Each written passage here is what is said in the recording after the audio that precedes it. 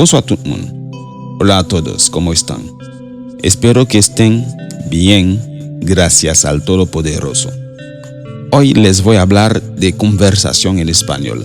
¿Qué es una conversación en español?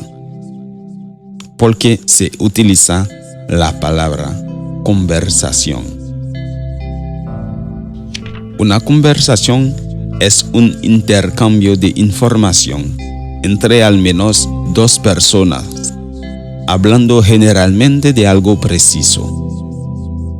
La conversación es una forma muy común de comunicación que permite a unas personas de conocerse. Conversation, c'est un échange d'informations entre deux mondes pour pipiti. Qui parle généralement de un bagay qui précis, de un bagay qui a sens. Conversation, c'est une forme qui est très commune de communication qui permet à quelques monde pour faire connaissance entre eux. Si vous regardez dans l'autre bord page là, ou après vous dit hola. Nèg la dit hola, puis a dit buenos dias. Il répond nèg la. Pendant nèg la dit hola, veut dire ouais deux monde qui parler. Nèg la dit bonjour, bien bonsoir, puis a dit bonjour. A veut dire vous connaissez, j'aime te dire dans premier coup yo hola, ou ka dit là n'importe l'heure, n'importe moment. Il pas gain limite lui-même. Mais buenos dias, vous commencez à dire depuis le matin, bonheur, jusqu'à 11h59. À partir de midi, vous pas dit buenos dias, sinon vous dit buenas tardes. Est-ce que vous comprenez? On va continuer à parler pour dire comment estás? Ça veut dire comment y est. Après traduction en bas, pas besoin de traduire pour encore. Comment estás? Estoy bien. ¿Y tú? Estoy muy bien. Gracias. Y a répondre, no hay de qué. Elle répond, il dit, mi nombre es Pablo. ¿Cómo te llamas? Mi nombre es Pablo. ¿Cómo te llamas? Me llamo Stephanie. Es un placer conocerte. Me llamo Stephanie. Es un placer conocerte. El placer es mío. El placer es mío. Ok. ¿Eres de por aquí?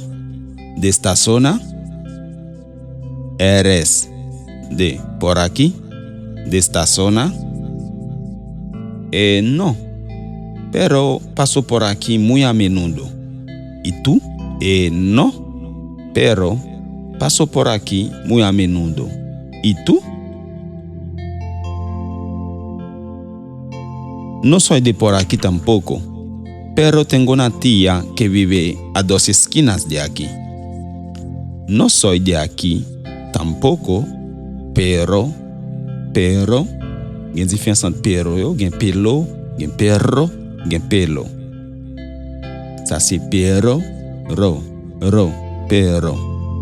No soy de por aquí tampoco, pero tengo una tía que vive a 2 esquinas de aquí. Tengo una tía que vive a 2 esquinas de aquí. La me responde, ¿es verdad? Ella dice, sí, claro. Sí, claro. Claro. C'est claro. Et pas claro. On qui dit claro ou mal dit. C'est claro. Ro. Et pas ro, non? Ro. Claro. Ro. Ay, qué bueno. Disfrútala. Bueno. Me tengo que ir.